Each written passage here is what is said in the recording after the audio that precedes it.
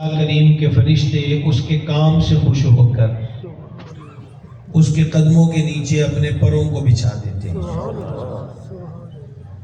عموماً مدارس میں آپ ہونے والے جلسوں میں یہ حدیث پہلے بھی سنتے آئے ہیں، چند باتوں پہ توجہ فرمائیں گے۔ قرآن کریم سے یہ بات ثابت اور ظاہر ہے کہ فرشتے اپنی مرضی سے کچھ نہیں کرتے، وہ وہی کرتے ہیں جو اللہ تعالیٰ کا ان کو حکم ہوتا ہے۔ اس سے معلوم ہوا کہ اللہ جل شانہ نے باقاعدہ فرشتوں کی ایک فورس، ایک جماعت صرف اس کام کے لیے مقرر کی ہے کہ جب بھی جہاں بھی کوئی دین کا علم سیکھنے والا گزرے تو فرشتے اس کے قدموں کے نیچے اپنے پروں کو بچھا دیں۔ سبحان اللہ۔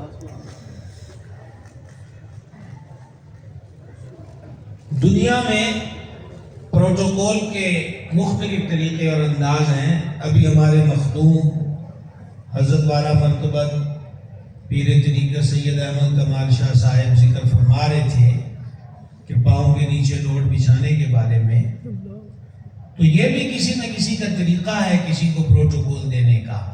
عالمی سطح پر ریڈ کارپٹ بچھایا جائے تو یہ کسی بھی ملک کے مہمان کے لیے اعزاز کی بات ہوتی ہے، خصوصاً جب اگلی سلطنت پاورفل ہو اور اس کا رسوخ زیادہ ہو اور جانے والا کسی غریب ملک کا ہو، اس کے لیے بھی ایئرپورٹ پر سرخ قالین بچھایا جائے تو اس ملک کا میڈیا بھی اس بات کو زیادہ عیاں کر کے بتانا پسند کرتا ہے کہ ہمارا سربراہ گیا اور اس کے قدموں کے نیچے سرخ قالین کو بچھایا گیا۔ ہاتھوں سے یا مشینوں سے یہ قالین بنتے ہیں، بندے ہی بناتے ہیں اور بندے ہی بچھاتے ہیں۔ اور دین کا طالب علم جب جاتا ہے تو اس کے قدموں کے نیچے لوگ قالین نہیں بچھاتے، اللہ کی نوری مخلوق اپنے پروں کو بچھاتے ہیں۔ سبحان اللہ، سبحان اللہ، سبحان اللہ۔ اور ایک بات اور سمجھنے کی ہے، وہ یہ ہے کہ ہماری جیبوں میں رومال ہوتے ہیں عمومی طور پر، پہلے وقتوں میں زیادہ رواج تھا، جسے ہاتھ منہ کو صاف کیا جاتا تھا۔ ہم جراب اتار کر تو اپنے شوز میں رکھ دیتے ہیں، لیکن کبھی وہ رومال نہیں رکھا، بے شک کیسے ہی۔ اور کبھی اپنی ہی چپل شوز کو صاف کرنا پڑے تو ہم نے کبھی پہنی ہوئی چادر سے نہیں کیے، کیونکہ یہ پہنے ہوئے کپڑے اور خصوصاً چادر وغیرہ، اس کا ایک احترام یا اس کی ایک اہمیت اور قدر ہے کہ اس سے شوز صاف نہیں کیے جائیں گے۔ ایک مخلوق نوری اوپر سے پار ہے، واہ واہ واہ، کیا بات ہے۔ اور قدموں کے نیچے پچھلے، اور فرشتہ یہ بھی نہیں دیکھتا کہ یہ دین کا طالب علم چودھریوں کا بیٹا ہے کہ کمیوں کا، امیر کا بیٹا ہے کہ غریب کا، شاہ کا بیٹا ہے کہ گدا کا، سبحان اللہ، اس نے ملٹی نیشنل کمپنی کے شوز پہنے یا ٹوٹی ہوئی چپل پہنی، اللہ اللہ، اعلیٰ درجے کا قیمتی لباس پہنے ہوئے ہے یا بوسیدہ اور پیبند زدہ لباس پہنا ہوا ہے۔ اور اب ہم دو سطروں میں نتیجہ پیش کریں تو وہ یہ ہے کہ ابھی پڑھنے جا رہا ہے تو اسٹیٹس یہ ہے، جب پڑھ جائے گا تو مقام کیا ہوگا۔ سبحان اللہ، سبحان اللہ، سبحان اللہ، سبحان اللہ۔ اور پھر جب پڑھ جائے گا تو مقام کیا ہوگا، اور جب پڑھے ہوئے پہ عمل کرے گا تو شان کیا ہوگی۔ اور اس عمل کے ساتھ ساتھ جب اسی پڑھے ہوئے علم کو آگے پڑھائے گا تو تب مقام اور مرتبے کا عالم کیا ہوگا۔ سبحان اللہ، سبحان اللہ۔ یہ علم والے کو معمولی مقام مرتبہ نہیں ہے، تقسیم ہمارے ہاں ہوئی ہے۔ جس طرح ہم نے تلاوت قرآن نعت اقدس کو فوتیوں کے لیے مختص کر دیا اور گانے باجے کو خوشیوں کے لیے مختص کر دیا، جبکہ رب رسول نے ہمیں یہ تقسیم نہیں دی تھی، وہاں تو یہ ہے کہ ہر آن اللہ کا شکر ادا کرو، مصیبت آئے تو صبر کرو، نعمت ملے تو شکر ادا کرو، یعنی کہ دونوں صورتیں اللہ کے ذکر کی تھیں، لیکن ہم نے خود تقسیم کیا۔ یہاں بھی ہم نے خود تقسیم کیا کہ ان علم والوں کو، ان اللہ رسول کے احکامات کو پڑھنے پڑھانے والوں کو اس کیفیت کے اندر لے آئے جو آج ہماری نگاہوں کے سامنے ہے، جبکہ ہمیشہ سے یہ دور نہیں ہوتا تھا۔ ہارون رشید رحمہ اللہ ایک بہت سخت گیر بادشاہ گزرا، اور اس کے جاہو جلال کا یہ عالم تھا کہ اعلیٰ حضرت نصیب البرکت رحمۃ اللہ علیہ نے لکھا، بلکہ آپ کے ملفوظات شریف میں ہے کہ اسپین کی کرسچین بادشاہ تھی، وہ ٹیکس دیا کرتی تھی اسلامی اسٹیٹ کو، وہ فوت ہو گئی، اس کا بیٹا اس کی مسند پر بیٹھا، تو اس کے بیٹے نے پہلا لیٹر ہی ہارون رشید کو لکھا کہ جس نے تجھے قبلہ بنایا تھا وہ مر گئی، اب ہم تمہیں کوئی ٹیکس پے نہیں کریں گے۔ قاصد ہارون رشید کے دربار میں یہ خط لے کر آیا، لیکن اس کو خود پڑھ کے سنانے کی جرت نہیں تھی۔ ہارون نے کسی وزیر کو کہا کہ پکڑو اور تم سناؤ، تو اس کے بھی ہاتھ کانپنے لگ گئے کہ یہ لفظ میں ہارون کو کس طرح سناؤں۔ بلاخر اس نے غصے میں آ کر کہا یہ خط مجھے دو۔ جب ہارون نے خط کو پکڑا تو کئی وزراء اس کے محل سے بھاگ گئے کہ پتہ نہیں یہ خط پڑھ کر ہارون کے غصے اور جلال کا عالم کیا ہوگا۔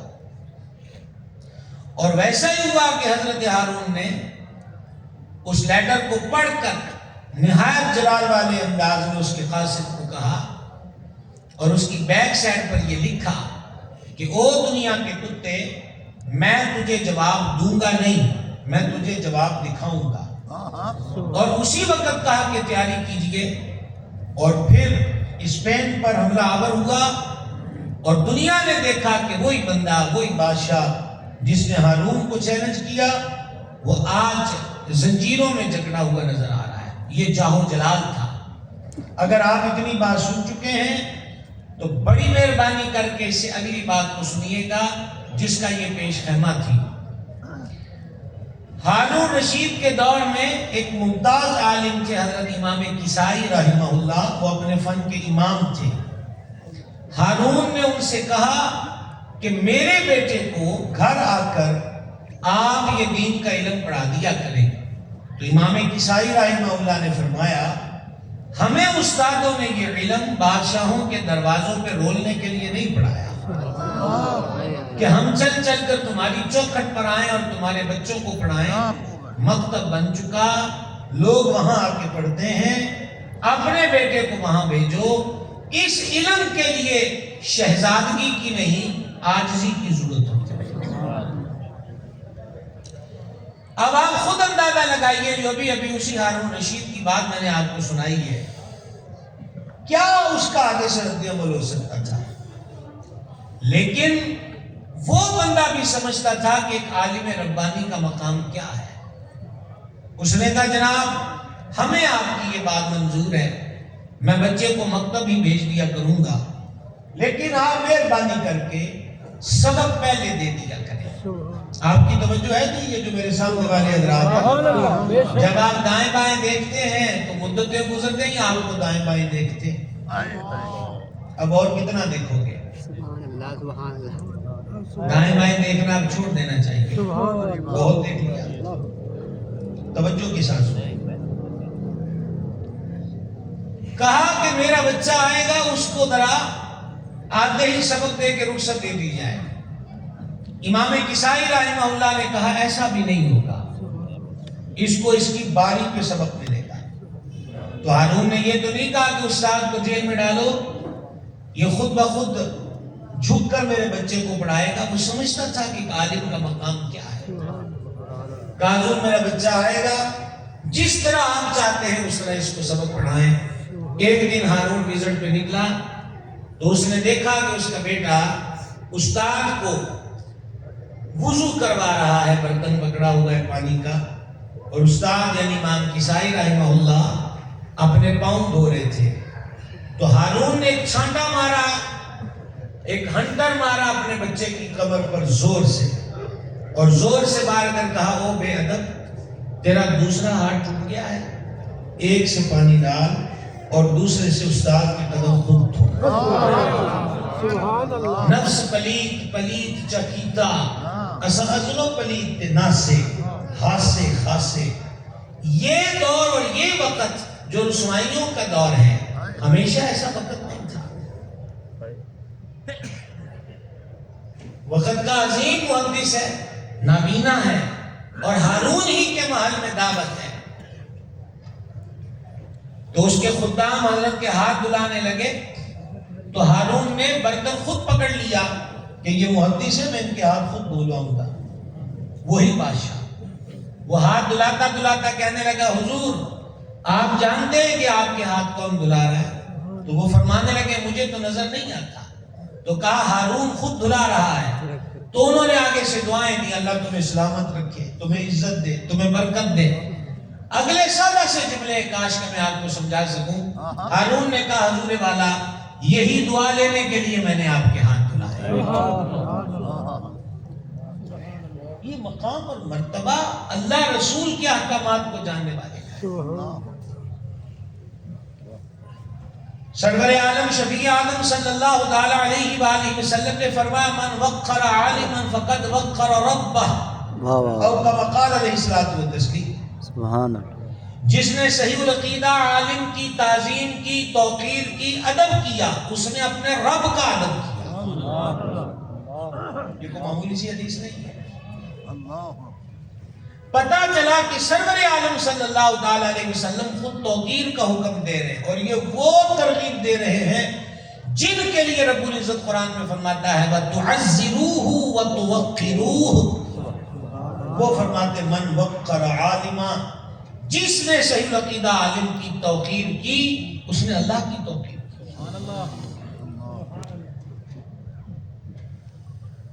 سید عالم صلی اللہ تعالی علیہ وآلہ وسلم نے ارشاد فرمایا جو اپنے آپ کو دین کا علم پڑھنے کے لیے بزی کرتا ہے، مصروف کرتا ہے، اس پڑھنے سے اپنے آپ کو جوڑ لیتا ہے، تکفل اللہ لہ برزقہ، اس کے رزق کا ضامن خود پاک پروردگار ہے۔ آپ لوگ چونکہ اکثر فیصل آباد سے آگے سے غالباً آئے ہوں گے، تھکے ہوئے بھی ہوں گے، لمبا سفر بھی کر کے آئے ہیں۔ میرا تو دل چاہتا ہے آپ کے لیے کوئی تکیے منگوائیں یا فریش ہونے کے لیے اتنی چائے تو میں منگوا نہیں سکتا، میں خود آپ کے باول نگر میں پردیسی ہوں، لیکن یا پھر آپ گھٹنیاں تہجد سے پڑھ رہے ہیں کہ آپ سبحان اللہ بھی آپ سب سے نہیں جا رہے۔ خاموشیاں تو ہم دیکھتے ہیں، پر یہ تو مجھے جاگتے جاگتے نظر آ رہا ہے کہ کم از کم میں شہر خاموشہ میں نہیں ہوں۔ اللہ اکبر اللہ تو باتوں کی سمجھ آ رہی ہے آپ کو؟ بس ہاں ہوں بیچ میں چلتی رہے تو یقین پکا رہتا ہے کہ بندہ زندہ لوگوں سے بات کر رہا ہے، اور تو کچھ نہیں، فقط اتنی بات ہے۔ جس نے صحیح العقیدہ عالم کی توقیر کی اس نے اللہ جل شانہ کا بھی خاطر۔ سبحان اللہ۔ میں بارے دیگر ہمارے دیگر حضرات مختلف شعبہ زندگی سے وابستہ بیٹھے میں ان کی خدمت میں بھی عرض کروں، یہ حدیث سنا رہا ہوں میں آپ کو۔ ہمارا دین توقیر کا، احترام کا، وقار کا درس دیتا ہے۔ یہ وہی دین ہے جو ماں باپ کے ادب کا درس دیتا ہے۔ سبحان اللہ۔ ماشاءاللہ حضرت مخدوم اہل سنت سید خلیل الرحمان شاہ صاحب قبلہ دامہ اقبالہ قائد جماعت اہل سنت رونق افروز ہوئے، صد مرحبا۔ یہ وہی دین ہے جو حکم دیتا ہے ماں باپ سے گفتگو کے لیے قولا کریما، ان سے جب بھی بات کرو نرمی سے، تعظیم سے اور تکریم کے سانچے میں ڈھل کر کرو۔ پلیز ذرا توجہ کیجیے گا، ایک قدم آگے بڑھیے۔ جب دین کا علم سیکھ رہا ہے تو اس کے رزق کا ضامن خود پاک پروردگار ہے، تو جب وہ سیکھ جائے گا تو کیا اس زبان سے باہر آ جائے گا؟ ایسا نہیں ہو سکتا۔ یہاں کثیر ائمہ مساجد جلوگر ہیں، علماء مشائخ ہیں اور پھر میرے سامنے مستقبل کے علماء اور ائمہ مساجد اور مشائخ بیٹھے ہیں جو ابھی طالب علموں کے روپ میں ہیں. میں ان سے ایک بات کہنا چاہوں گا کہ ظاہر کا ٹھٹ اور تفخر کچھ بھی نہیں ہوتا.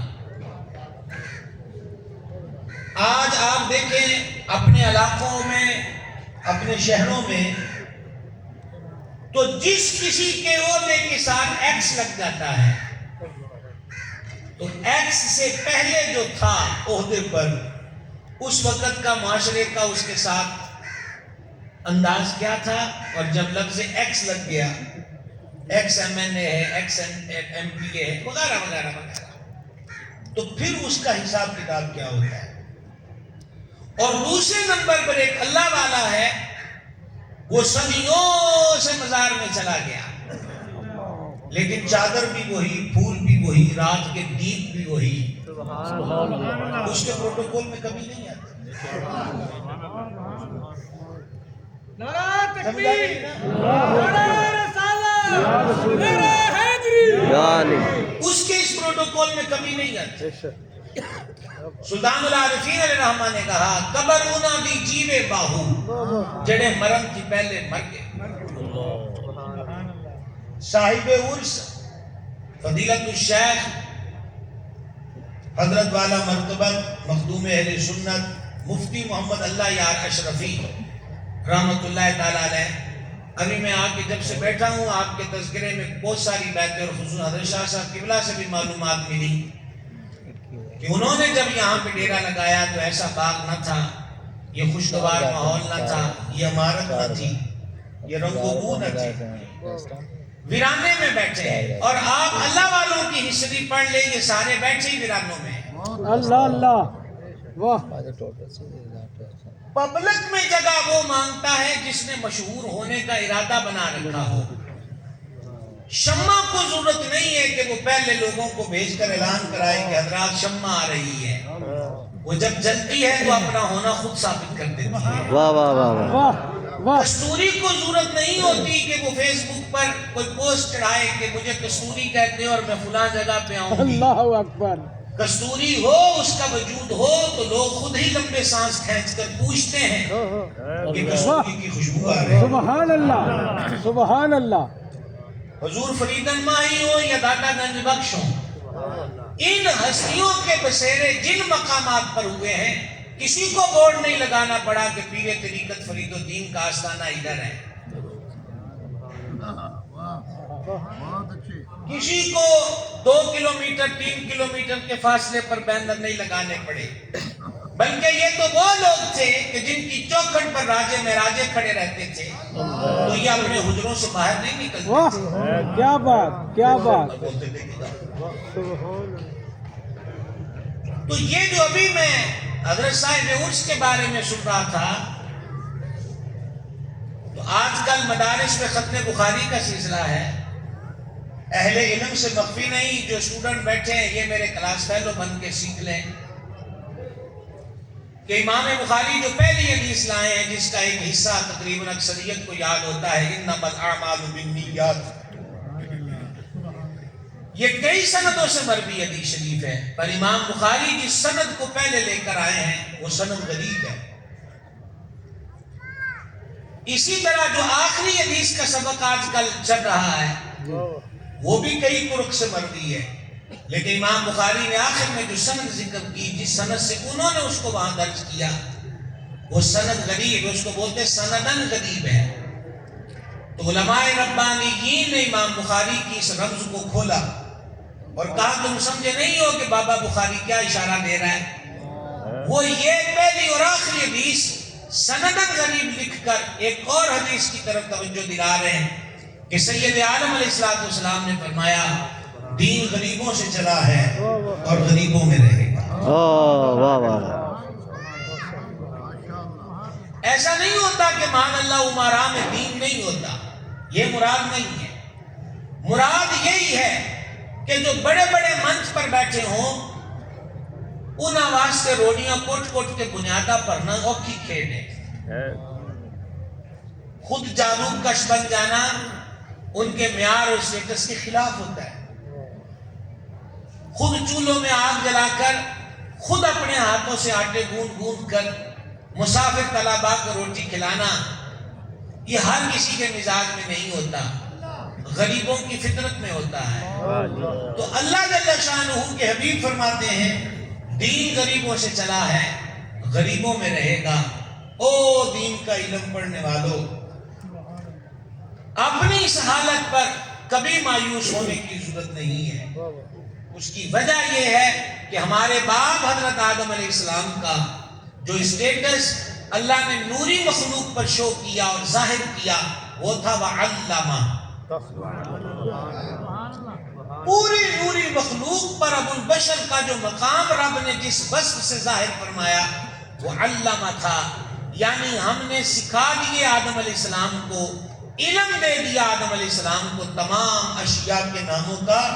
لہٰذا اپنے اسی اسٹیٹس پر ناز کیجئے کہ اللہ جل شانہ نے ایسا عظیم مقام مرتبہ عطا فرمایا ہے کہ ہمیں دین کی سینس عطا کی ہے، دین کا علم عطا کیا ہے اور اس کا شعور عطا کیا ہے. کرامات کے حصول میں اور کرامات کے رسیہ بن کر لوگ بہروپیوں کے حدیں چڑھ گئے، جبکہ یہ اصول ہے. میں تمام پڑھے لکھے حضرات کو بھی ڈبل متوجہ کرنا چاہوں گا، یہ اصول صدیوں سے اللہ والے بیان کرتے آئے، علماء نے اس کو اپنی کتابوں میں درج کیا. نبی کے لیے معجزے کا ہونا شرط ہے، لیکن ولی کے لیے کرامت کا ہونا شرط نہیں ہے. اور اقسام اولیاء بیان کرتے ہوئے یہ باتیں درج ہیں کتب میں کہ بعض ولی وہ ہوتے ہیں جن کو خود بھی نہیں پتا ہوتا کہ میں ولی ہوں، لیکن اللہ کے دربار میں اس کا مقام ہوتا ہے. اللہ واہ واہ واہ. اور پھر ہم نے کیا کیا کہ ہم نے خود ایک تخیل بنایا. بڑی مہربانی، بہت مہربانی. اس میں ہم نے خود ایک تخیل بنایا، ہم نے خود درویشی اور فقر کے لیے ایک گیٹ اپ بنا کر دے دیا. کمر تک لٹکتے بال ہوں گے، پاؤں میں کڑے ہوں گے، ہاتھوں میں کڑے ہوں گے، کوئی 10-15 انگوٹھیاں ہوں گی، کوئی مالائیں ہوں گی، مختلف کلرز کے چوگے ہوں گے، آگ کا مچ ہوگا. تم کہتے یہ درویشی ہے. اللہ ابھی 6 رجب کو سلطان الہند معین الحق کے بندی سرکار سیدنا معین الدین حسن چشتی اجمیری رحمت اللہ علیہ کا عرس گزرا. اور یہ بھی میں آپ کو کرامت سنانے لگا ہوں. خواجہ صاحب کی پہلے کرامت سنا دوں اور پھر وہ بات سناؤں جس کے لیے ہم اس چوکٹ پر آئے. خواجہ صاحب مفسر قرآن تھے، خواجہ صاحب عظیم محدث تھے، خواجہ صاحب فقیہ تھے، خواجہ صاحب 5 نمازوں کی امامت خود فرماتے تھے، خواجہ صاحب نماز فجر کے بعد درس قرآن کرتے تھے. سبحان اللہ. خواجہ غریب نواز نے ہندوستان میں جب اجمیر میں ڈیرا لگایا ہے تو آپ نے ایک تحریک چلائی اور پہلا آرڈر اپنے خلفاء کو تھا کہ میرا ہر خلیفہ قرآن حفظ کرے. اور میں آپ کی پرانی عادت پر بہت خوش ہوا کہ آپ واقعی بڑے مشکل مزاج ہو، استقامت سے ہٹے ہوئے لوگ ہو کہ آپ آج تک ان باتوں کو کرامت نہیں مانتے. اللہ آپ اکبر. صرف اور صرف چڑی مر گئی اور بابے نے زندہ کر دی، اس پر آپ بھی تڑپ کر چھت سے لگنے کے لیے بے قرار ہوتے ہیں. اور ابھی میں نے ایک سانس میں کتنی کرامتیں خواجہ صاحب کی بیان کی. واہ واہ واہ. تو جب آپ لوگوں کا یہ مزاج ہے تو آپ کو بندے بھی تو پھر وہی ملتے ہیں جو مل رہے ہیں. اللہ اکبر. اللہ آپ کو امام نہیں چاہیے، آپ کو مفسر نہیں چاہیے، آپ کو فقیہ نہیں چاہیے، آپ کو قرآن کی تعلیم کا احیاء کرنے والا نہیں چاہیے، آپ کو تو بہروپیہ چاہیے جو آپ سے فراڈ کرے پیری کے نام پر، جو آپ سے دھوکہ کرے اس گیٹ اپ کو پہن کر. حضرت رومی علیہ رحمت فرماتے تھے ہر کسی کے ہاتھ میں ہاتھ نہ دے کہ آج کل ابلیس بھی حضرت خضر کا لباس پہن کے پھر رہا. اللہ. کچھ جاگو سنیو، کچھ جاگو. آپ کی اس سرد مہری سے کسی فرعون سے کم کچھ لوگ نہیں لگتے. اور بہت سے لوگوں کو ہم دیکھتے ہیں کہ جنہوں نے پیری کا روپ پہنا. ایک تو یہ اصول ہمارے معاشرے میں بن گیا کہ پیر کا بیٹا پیر ہوتا ہے، یہ کوئی شرط نہیں ہے.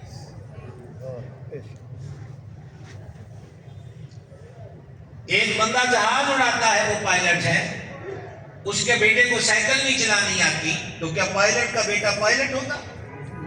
صرف زندہ لوگ جواب دے دیں، باقیوں کی باتیں آخر میں پڑھ دیں گے ہم، صرف زندہ لوگ جواب دے دیں، باتیں 1 بجے ہوگی انشاءاللہ۔ پائلٹ کا بیٹا پائلٹ ہوتا ہے؟ نہیں نہیں کیوں نہیں ہوتا بھائی؟ آپ دنیا کو عہدہ کسی کو نہیں دے رہے، تو یہ روحانیت اور دین اتنا سستا کام ہے کہ جس کو چاہے اٹھا کے بٹھا دیجیے۔ ہائے ہائے ہائے، واہ واہ واہ، کیا بات! یہ کون سا ہے؟ مسند پر وہ بیٹھے گا جو اس کا اہل ہوگا۔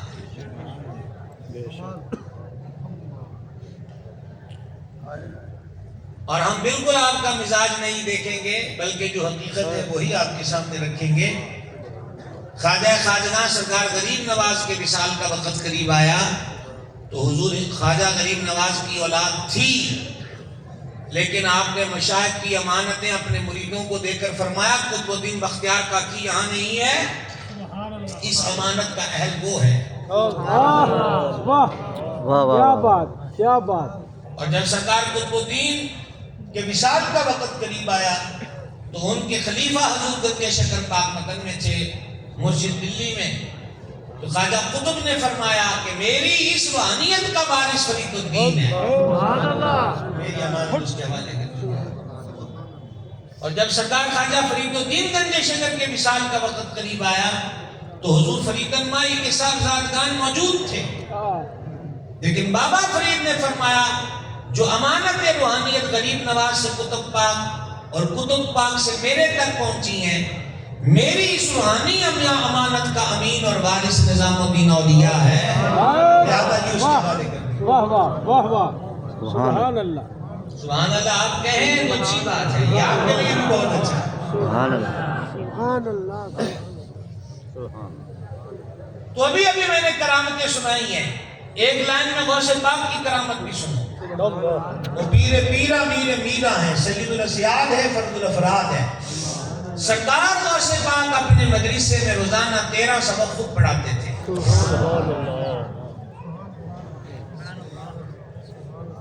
اگلی سیٹوں والوں آنکھیں ہم سے ملا کے رکھو، دو جگہ راہ و رسم اچھی نہیں ہوتی۔ سبحان اللہ۔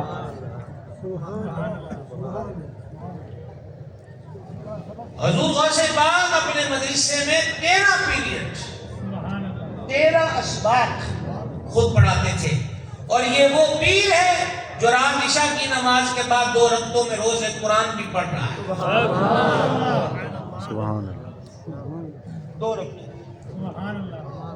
جو روز روزے سے بھی ہے، واہ واہ واہ، 13 سبق بھی، 5 وقت کی نماز کا امام بھی، جمعے کا خطیب بھی، واہ سبحان اللہ۔ اور اپنے آستانے کے دارالافتاء کا صدر مدرس و صدر مفتی بھی۔ واہ واہ واہ واہ سبحان اللہ۔ ہمیں تو بابے فرید جیسے چاہیے، اور ہمیں تو پیر غوث پاک جیسے چاہیے۔ واہ واہ بدلیے اس روش کو، وگرنہ آپ کی نئی پیڑھی سوشل میڈیا پر جن لوگوں کو بابے اور پیر کے روپ میں دیکھ رہی ہے، اور ہم نے غلطیاں یہ کی ہیں کہ ہم صرف کراماتوں پر رکے رہ گئے اور ہم نے کبھی ان اللہ والوں کی سیرتیں نہیں سنائی، تو یہ یہی سمجھیں گے کہ یہ جس طرح کے ہم پیر آج دیکھ رہے ہیں، یہ پرانے بابے بھی ایسے ہوتے تھے۔ دنیا کو بتاؤ کہ وہ عالم بھی تھے، مفسر بھی تھے، محدث بھی تھے، فقیہ بھی تھے، مفتی بھی تھے، مبلغ بھی تھے، داعی حق بھی تھے، خانقاہ کے شیخ بھی تھے، لوگوں کا مسیحا بھی تھے، درد کا دارو بھی تھے۔ واہ واہ واہ، یہ مشاہد کا طریقہ رہا۔ سبحان اللہ، کیا بات کیا بات! حضور خواجہ غریب نواز رحمۃ اللہ علیہ سے پوچھا کہ درویش کون ہوتا ہے؟ ابھی میں نے ایک گیٹ اپ آپ کو بتایا، وہ حال حلیہ، وہ درویشی نہیں۔ غریب نواز سے سنو درویشی کیا ہے۔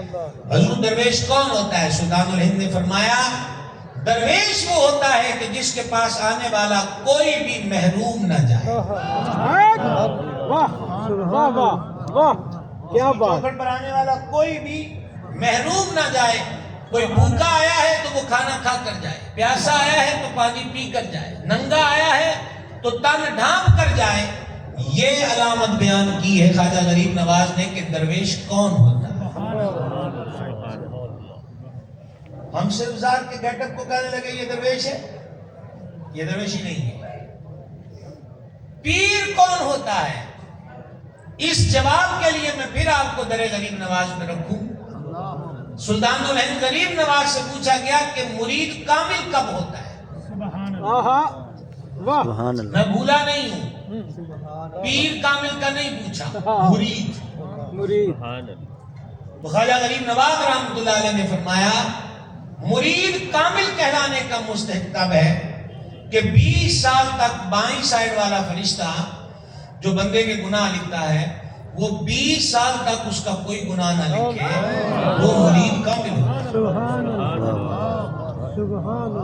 اللہ اللہ واہ یہ مرید کے لیے مقام اور اسٹیٹس متعین ہے، تو پیر کیسا ہونا چاہیے؟ ہائے ہائے ہائے واہ، کیا بات کیا بات۔ میں حیران ہوں کہ ہم نے بد عمل سے بد عمل، بد کردار سے بد کردار بندے کو بھی اس منچ پر بیٹھنا گوارا کر لیا، اور ہم مقام نہ سمجھے تو اس کا نہ سمجھے جو ساری زندگی قال اللہ و قال رسول اللہ کا سبق پڑھاتا رہے۔ آپ کیا سمجھتے ہیں یہ حدیث پڑھانے والے کس مقام کے لوگ ہوں گے؟ حدیث پاک سنیں گے آپ، صحیح بخاری پہلی جلد علم والا چیپٹر ہے۔ جانے جانا علیہ السلام جب واز فرماتے، اپنے میٹھے بول عطا کرتے، تو آخر پر فرماتے ہماری یہ باتیں موجود لوگ ان تک پہنچا دیں جو یہاں موجود نہیں ہیں۔ پتہ چلا مزاج رسول اقدس یہ ہے کہ ہماری باتوں کو بریک لگا کر نہ رکھا جائے، جہاں تک ممکن ہو اس کو آگے پہنچا دیا جائے۔ پھر ظاہری بات ہے ہم تھوڑا سا یہ بھی سوچتے ہیں کہ ہم ایسا کریں گے تو ہمیں کیا ملے گا، تو سنیے کہ ہمیں کیا ملے گا۔ راحت عالم علیہ السلام نے فرمایا اللہ اس کا چہرہ تر و تازہ رکھے جو میری باتیں لوگوں تک پہنچا۔ بہت کمزور آواز ہے آپ لوگوں کی۔ سبحان اللہ اور اسی مضمون کی حدیث ایک جملے کے تغیر سے یہ ہے کہ سید عالم علیہ السلام نے فرمایا اللہ اس پر رحمت کرے جو میری باتیں لوگوں تک پہنچا۔ سبحان اللہ واہ سبحان اللہ یا رسول اللہ اللہ اس پر رحمت کرے جو میری باتیں لوگوں تک پہنچاتا ہے۔ میرے بھائیوں، کل مخلوق جمع ہو کر لاکھوں لاکھ سال سجدے میں گر کے پھر ہمارے لیے ہاتھ اٹھائے تو ان کی دعاؤں کا وہ فیض نہیں ہے جو حضور کی اس دعا کا فیض ہے کہ اللہ اس پر رحمت کرے جو میری باتیں لوگوں تک۔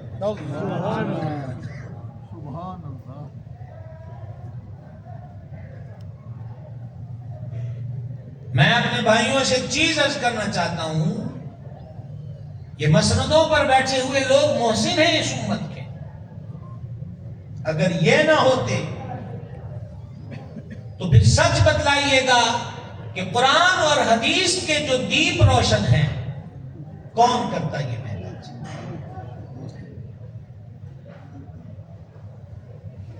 ڈپٹی قدرت اللہ شہاب ڈی سی جھنگ رہے، بیوروکریسی میں ان کا بڑا ایک خاص اہمیت تھی، اور پھر قدرت اللہ شہاب کو درویشی اور تصوف کا تڑکا لگ گیا، تو ایک دفعہ وہ اپنے سرکاری وزٹ پر تھے، یہ خود قدرت اللہ شہاب نے اپنے شہاب نامے میں لکھا، میں کچھ الفاظ کے تغیر سے آپ کے سامنے بات رکھ رہا ہوں کہ بولا ہم سرکاری وزٹ پر تھے اور جہاں ہمارا قیام تھا وہ برفیلا علاقہ تھا اور کمرے میں ہیٹر اور واش روم میں گیزر، تو کہا نماز کی عادت بن گئی تھی تو الارم بجا اور میں بیدار ہوا، بالکل نیند تھا، بالکل سکون تھا اندر، لیکن میں نے 20 انگڑائیاں لی کہ اب رضائی سے نکلتا ہوں، اب نکلتا ہوں اور واش روم جاتا ہوں اور وضو کرتا ہوں۔ اتنے میں کہا اس پہاڑی برفیلے علاقے کی ایک چوٹی سے فجر کی اذان کی آواز آئی، تو کہا اس دن مجھے مولوی کی قدر معلوم ہوئی کہ اگر ہم جیسے نازک مزاجوں کے ذمے ان برفیلی پہاڑوں کی مسجدوں کو آباد رکھنے کی ڈیوٹی لگتی، جو ہیٹر والے کمرے میں بھی رضائی سے نکلنے میں وقت لے رہے ہیں، تو پھر یہ اذان وقت پر کون دیتا؟ ہائے ہائے واہ واہ واہ، کیا بات کیا بات. واہ واہ یہ ہے وہ چیز کہ دین غریبوں سے چلا ہے، غریبوں میں رہے گا. واہ واہ واہ. یہ محسنین ہیں جو قال اللہ و قال رسول اللہ پڑھاتے ہیں. واہ جی واہ. اور شاگردی کے اعتبار سے میں ایک چیز کہنا چاہوں گا. باب ولایت شیر خدا مشکل کشا سرکار حیدر کرار کرم اللہ تعالی وجہ الکریم فرماتے ہیں، جس نے مجھے ایک حرف سکھایا، میں لفظ کی بات نہیں حرف کی بات کر رہا ہوں. اور یہ کم از کم تجوید پڑھنے والے جو بچے ہیں یہ بھی واقف ہیں کہ حرف کتنے ہوتے ہیں. ایک حرف میں کیا چیزیں آتی ہوں گی. ایک حرف الف ایک، لام ایک، میم ایک حرف. مولا علی پاک فرماتے ہیں جس نے مجھے ایک حرف پڑھایا، اگلی بات کو بھی بعض لفظ ایسے ہوتے ہیں جن کو لوگ رسماً سنتے ہیں لیکن اس کے مفہوم تک نہیں پہنچتے. میں اس لیے رک گیا ہوں کہ آپ غور سے سننا کہ سرکار حیدر کریم نے کیا فرمایا. جس نے مجھے ایک لفظ پڑھایا، حرف پڑھایا، وہ میرا آقا، میں اس کا غلام. یہی آپ کو سمجھانا چاہتا ہوں. یہ نہیں فرمایا کہ وہ میرا استاد، میں اس کا شاگرد، بلکہ فرمایا وہ میرا آقا، میں اس کا غلام، چاہے وہ مجھے بیچ دے چاہے وہ مجھے آزاد کرے. سمجھائیے بات کی. تو شاگردی کے اعتبار سے بھی جو لوگ وابستہ ہوتے ہیں ان کو بھی چاہیے کہ وہ اپنے شیخ و استاد کی غلامی کا حق زندگی بھر ادا کریں. بہرحال میں آپ کو کرامت، تدریس کی مسند اور پیری کی گدی، اس کا جو فرق ہم نے بنایا ہے، ابھی میں اس پر رکا ہوا تھا. ابھی 15 رجب کو سید السادات کریم ابن کریم حضرت امام جعفر الصادق رضی اللہ تعالیٰ عنہ کا یوم عرس آ رہا ہے. یہ وہ رب کا ولی، خاندان رسول کا چشم و چراغ، مظلوم کربلا کا پڑپوتا. میں سب کو دیکھ رہا ہوں. یہ جو لکھا ہوتا ہے نا کیمرے کی آنکھ آپ کو دیکھ رہی ہے، میں آپ کو دیکھ رہا ہوں کہ آپ کدھر دیکھ رہے ہیں. سمجھ آگئی؟ امام جعفر الصادق وہ امام ہے، وہ بدر طریقت ہے، وہ پیر ہے کہ جس کی صحبت میں بیٹھنے والوں میں سے ایک بندے کا نام امام اعظم ابو حنیفہ ہے. بہت کمزور بولے ہو حنفی ہو. سبحان اللہ سبحان اللہ. یہ وہ آلِ رسول اور پیر طریقت ہے جس کی صحبت میں بیٹھ کر استفادہ کرنے والوں میں ایک نام امام دار الہجرہ امام مالک ہے. امام جعفر الصادق وہ پیر ہے جس کی صحبت میں بیٹھنے والے ایک محدث کا نام حضرت سفیان ثوری ہے، ایک محدث کا نام امام ابن عیینہ ہے. اتنے عظیم لوگ ان کی صحبت میں بیٹھتے تھے. اور امام اعظم سے تو پوچھا جاتا تھا آپ کی عمر کتنی ہے، اور ایک قول یہ کہ آپ خود فرماتے تھے اگر وہ 2 سال نہ ہوتے تو ابو حنیفہ ہلاک ہو جاتا. کہا جی کون سے 2 سال؟ کہا جو امام جعفر الصادق کی خدمت میں گزرے ہیں. ایک بات تو یہ بھی معلوم ہوئی کہ فقہ حنفی آل رسول کے علم سے خالی نہیں ہے. واہ واہ واہ واہ. فقہ حنفی کے امام پر امام جعفر الصادق کے نگاہ فیض ہے. سبحان اللہ. یہ ان کی خدمت میں رہ کر 2 سال استفادے کی برکات کا ظہور ہے فقہ حنفی. اور دوسری بات یہ معلوم ہوئی کہ کبھی مسندوں پر پیر ایسے بھی ہوتے تھے کہ جہاں تگڑے تگڑے امام بھی خدمت میں آ کر بیٹھ کر ان سے فیض حاصل کیا کرتے. واہ واہ واہ. اور آپ جانتے ہیں کہ اس پیر کے شب و روز کیسے تھے؟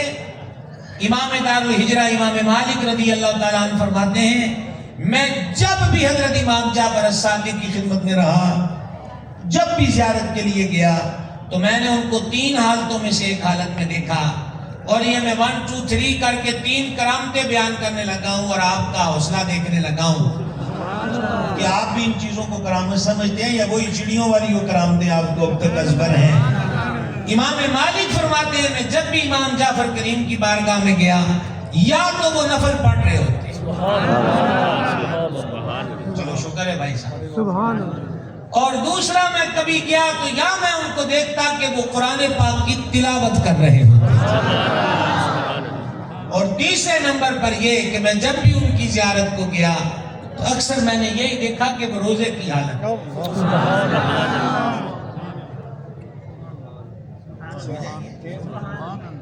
معذرت کے ساتھ یہ کون سا نظام ہے کہ اب ہمارے بزرگ گھوڑوں کے باڑے میں ملیں، بکریوں کے ریوڑ میں ملیں یا کتوں کے جھرمٹ میں ملیں؟ یہ کون سی بزرگی ہے؟ بزرگی تو وہ ہے کہ یہ سجدے میں ملے یا قرآن پڑھتا ہوا ملے یا یار کی باتیں کرتا ہوا. سبحان اللہ، سبحان اللہ. یہ صرف ایک قناعت لگی اور دیکھو وہ تھوڑے سے لوگ ہیں، ان کی کتنی آوازیں آ رہی ہیں. آپ نے بھی اپنا ہونا ثابت کیا ہوتا تو اپنا ہونا ثابت کرنا پڑتا ہے میاں. سبحان اللہ. اب کون مانتا ہے؟ تو اپنا ہونا بتلائیے نا کہ ان کو بھی کہ بچوں ہم ہیں، اور بیٹھے گفتگو سن رہے ہیں.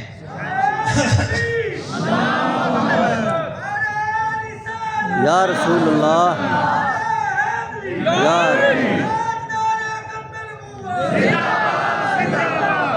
ابھی تک میں نے آپ کو جہاں سے گفتگو شروع کی اب تک ایک طالب علم، ایک عالم اور ایک شیخ کے فضائل اور ان کے معمولات مختلف نوعیتوں سے آپ کے سامنے رکھے ہیں. چونکہ جس بزرگ کا آج عرس ہے وہ کوئی گھوڑوں والی سرکار نہیں ہے، اس کا تعارف یہ ہے کہ وہ قرآن پڑھانے والا ہے، اس کا تعارف یہ ہے کہ وہ جانے جانا کے میٹھے بول سکھانے والا ہے، اس کا تعارف یہ ہے کہ وہ قائد اہل سنت شاہ احمد نورانی صدیقی علیہ رحمت کے شانہ بشانہ چل کر چاہے وہ تحفظ عقیدہ ختم نبوت کی تحریک ہو یا نظام مصطفیٰ علیہ تحیت و ثنا کے نفاذ کا معاملہ ہو یا قلیہ اہل سنت کے سچے عقائد کا فروغ ہو، تو وہ ایک مجاہد کے روپ میں، ایک ورکر کے روپ میں ان کے ساتھ ساتھ چلتے ہوئے ملے. اور آپ کیا جانیں کہ یہ ساتھ ساتھ چلنا بھی کیا کمال ہوتا ہے. حدیث میں مضمون ہے کہ جو اللہ کی راہ میں چلا اور اس کے پاؤں گرد آلود ہوئے، تھوڑی سی مٹی بھی لگ گئی تو جہنم کی آگ بھی جسم کے اس حصے پہ اثر نہیں کرتی جہاں راہ خدا کی گرد کبھی پڑ گئی.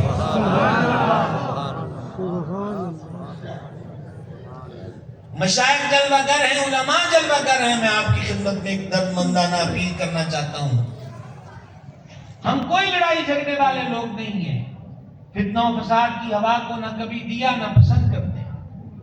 ہمارے حضرت صاحب تو فرمایا کرتے تھے دلائل گرم اور لہجہ نرم ہونا چاہیے. واہ واہ.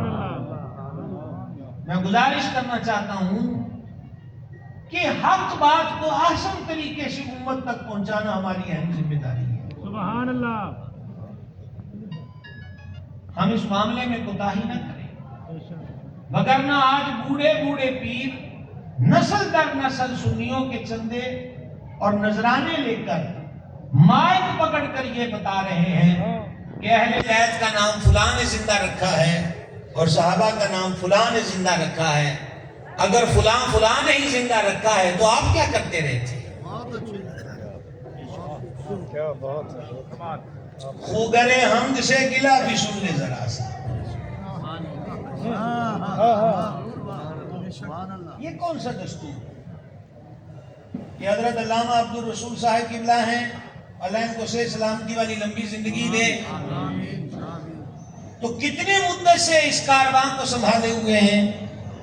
تو فار ایگزامپل ان کو 50 سال ہو جائیں اور 50 سال کے بعد یہ فرمائیں کہ نہیں پڑھائی پڑھوئی تو دوسروں نے کی ہے، ہم تو ویسے ہی یہاں پر باغیچہ لگایا تھا اور صبح و شام پھولوں کی خوشبو لیتے تھے، اصل تو قرآن کی تعلیم جو ہے وہ انڈیا والوں نے کی ہے. تو پھر ان سے سوال تو بنے گا کہ جناب پھر آپ نے ہمارے 50 سال برباد کیوں کیے؟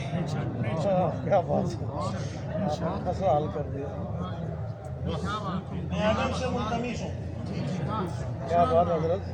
میں ادب سے ملتمس ہوں. سوال تو بنتا ہے نا بول کے لابازار ہیں تیرے، بے شک بے بات شک بنتا ہے نا۔ تو یہ کون سی اب پیریاں چمک رہی ہیں جو آنکھوں میں دھول جھونکنا چاہتے ہیں کہ اہل بیت کا نام فلاں نے زندہ رکھا ہے، صحابہ کا نام فلاں نے زندہ رکھا ہے۔ ہمیں فلاں سے غرض ہی نہیں، تیری رہبری کا سوال ہے۔ واہ واہ واہ واہ واہ، تیری رہبری کا سوال ہے۔ اگر تو سنی خانقاہ پر بیٹھا تھا تو تو نے کیا کیا؟ اہل سنت کی رمز تو صدیوں سے یہی ہے کہ اہل سنت کا بیڑا پار ہے، اصحاب حضور نجم ہے اور ناؤ ہے اطرت رسول اللہ۔ اور کیا 10 محرم کو مظلوم کربلا نے اس حدیث کو خود بیان نہیں کیا کہ ہمارے نانا کریم رؤوف الرحیم علیہ السلام نے مجھ سے اور میرے بھائی حسن مجتبیٰ سے فرمایا کہ تم دونوں جنتی جوانوں کے سردار ہو اور اہل سنت کی آنکھوں کی ٹھنڈک ہو۔ کاش کہ کبھی آپ بھی اپنی تعریف سن کے خوش ہو جایا کریں کہ ہم اہل سنت ہیں۔ یہ مقام تو ہمارا بیان ہوا نا کہ جن کی آنکھوں کی ٹھنڈک حسن و حسین ہے، یہ سند جانے جانا نے عطا فرمائی ہوئی ہے۔ تو میں عرض کرنا چاہوں گا، ہم تو بالکل بھی نہیں کہتے وہ آل رسول کا پیار ہو یا صحاب رسول کی عقیدت ہو، ہم اس معاملے میں خود کفیل ہیں، ہم ادھار مانگ کے نہیں کھاتے۔ ہم اس معاملے میں کوئی جمعراتی نہیں ہے۔ ہمارے سر پہ چادر چھایا ہے امام احمد رضا کی۔ ہم امام احمد رضا کو مسلک اہل سنت کا بانی نہیں کہتے، ہاں اسے اہل سنت کے عقائد کا محافظ مانتے ہیں، محسن مانتے ہیں، جس نے دلائل کے ساتھ ثابت کیا ہے ہمارے عقائد کو بھی اور ہمارے معمولات کو بھی۔ لہذا خدا کے لیے عقیدے کے معاملے میں سمجھوتا نہ چاہیے۔ میں آپ کو کسی کو تشدد کارروائی کا مشورہ نہیں دے رہا، گالی گلوچ کی ترغیب نہیں دے رہا، وہ کسی پہ لاٹھی اٹھانے کی بات نہیں کر رہا، نہ ہی ہمارا مزاج ہے، نہ ایسا ہونا چاہیے۔ میں تو صرف اتنا کہہ رہا ہوں کہ ہم جس گھر کے ہیں اس گھر میں رہیں۔ واہ واہ واہ، منظور نہیں ہے ویسے آپ کا مزاج نظر آ رہا ہے، کئیوں کو ایسی بات سن کر پیر نظر آنے لگ جاتا ہے۔ پیر تو ذریعہ ہے حضور تک پہنچانے کا، کہ جو وہی راہ جو تھڑک جائے یا تھڑکا دے۔ یہ قبلہ نے ہمارے لیے 2 طلباء کو بھیجا وہاں نہر کے پل پر کہ یہ تمہیں لے آئیں گے مدرسے میں۔ وہ بچے انہوں نے ہمیں فون بھی کیا، وہ وہاں کھڑے بھی رہے۔ اب ہم نے گاڑی ان کی بائک کے پیچھے لگا دی۔ اب وہ یہاں لے جانے لانے کی بجائے ہمیں لے جانا ہی چشتیاں کی طرف شروع کرتے ہیں، یا آپ کے کسی گاؤں کے کونے خدرے میں، اور میں یہی دیکھوں کہ یہ طالب علم ہے اور انہوں نے پگڑی باندھی ہوئی ہے اور حضرت نے فرمایا تمہیں بچے لے لیں گے، تو مجھے یہ بھی سمجھنا چاہیے کہ انہوں نے صحیح بھیجیا سی اگیوں انہوں نے تھڑکا دیتا ہے۔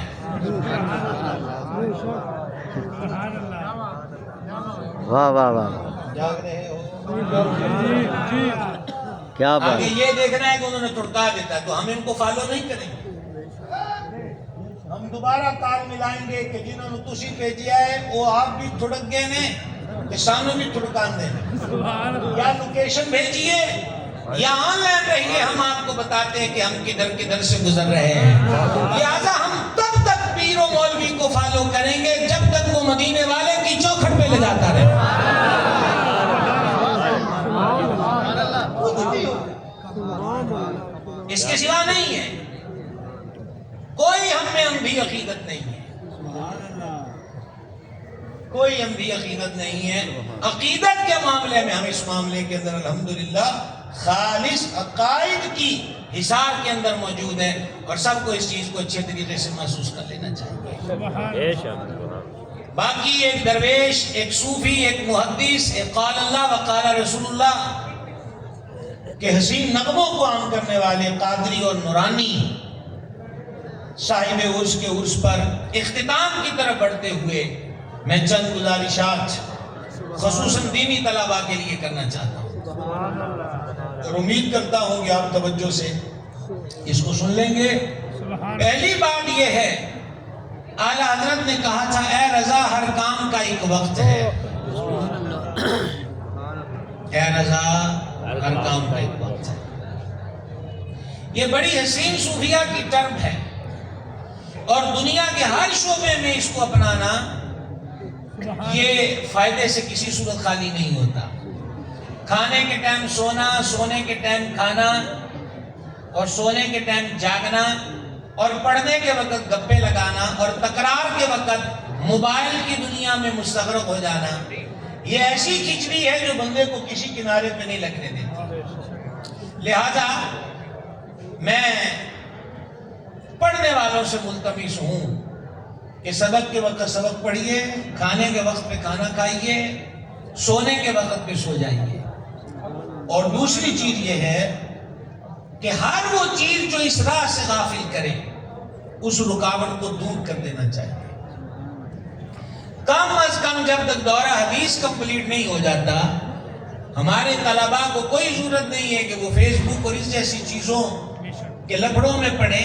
वो वही वक्त मजीद असबाब पढ़ने की कोशिश करें।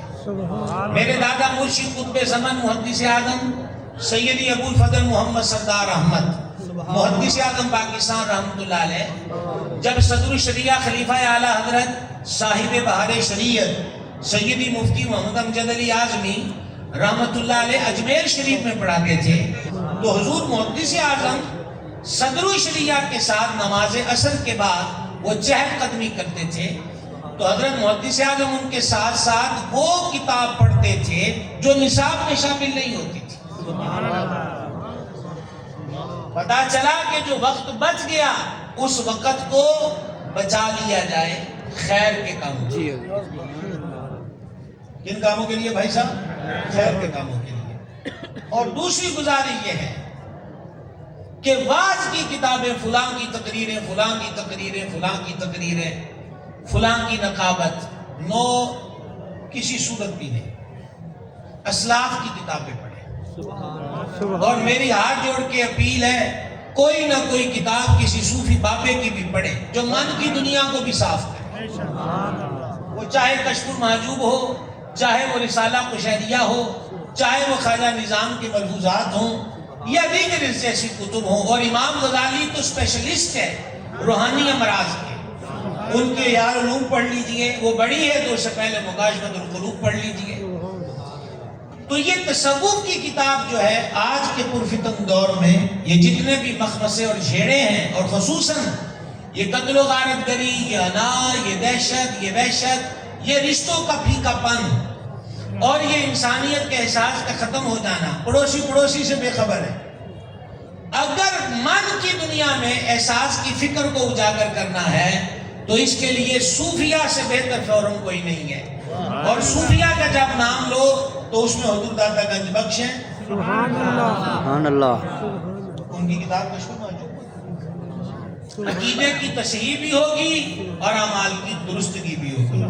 तो अपने मुताले में, बल्कि मैं असातिज़ा किराम की खिदमत में अर्ज करूंगा, हमारी नई पीढ़ी को तसव्वुफ की चाशनी अज हद जरूरी है, क्योंकि पुराने अदब अदाब के ज़ादी हम अपनी आंखों के सामने दफन होते देख रहे हैं। तो इनको फिर से उन अल्लाह वालों का तरीका और अंदाज और मोहब्बत देखे। दीन की राह में जो कष्ट और तकलीफ है वो यहाँ तक भी होती है कि ख्वाजा साहब रहमतुल्लाह अलैह के लिए एक कातिल खंजर छुपा के आ गया और बड़ा पहले उसने अकीदत से इस्लाम लिया। ये लोग भी बड़े अजीब होते हैं, बगल में खंजर रखा होता है और फिर भी हाथ चूम रहे होते हैं। रवश भी बहुत पुरानी है, ये रवश भी बहुत पुरानी है। तो ख्वाजा साहब ने फरमाया, एक काम छठ जिसका माया वो काट। सुभान अल्लाह। उसने कहा साईं मिलने आया, हमारा मिलने नहीं आया। सुभान अल्लाह। जी और तो कोई मकसद नहीं। तो फरमाया खंजर बगल में तुम्हारे है कि हमारे है? बस फिर वो कांपा और खुद सर कदमों में रखा और खंजर सामने पेश करके कहा कि मुझ पापी की यही सजा है कि इस खंजर से मेरा काम तमाम कीजिए कि जो मैंने आपके लिए ये नापाक इरादा रखा। गरीब नवाज ने मुस्कुरा के कहा, दुनिया के नियम के मुताबिक तो तेरी यही सजा है, اور معین الدین اس حبیب خدا کا بیٹا ہے کہ جو اپنا درگزر فرماتے تھے جا ہم نے بھی تمہیں معاف کیا. اور رزلٹ کیا نکلا؟ رزلٹ یہ نکلا کہ وہ بندہ مشرف اسلام بھی ہوا اور زندگی بھر کے لیے خواجہ کا وفادار بھی ہوا.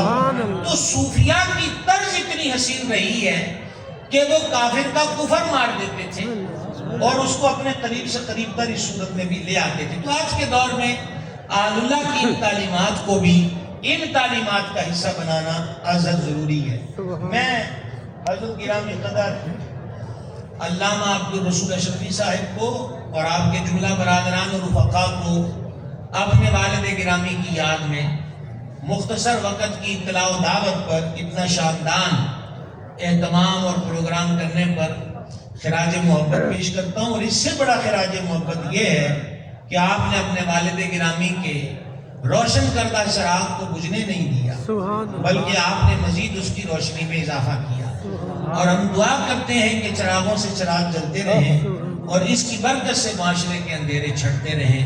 وما علینا الا البلاغ.